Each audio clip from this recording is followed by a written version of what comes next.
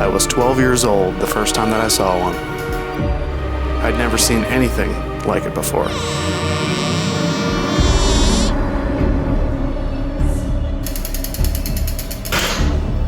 And I couldn't get it out of my head.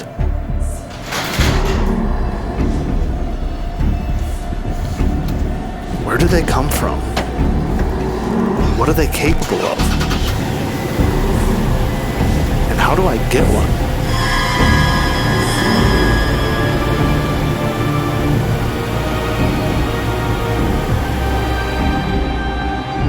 And for the next 30 years, it haunted me. Always on my mind, but just slightly out of reach.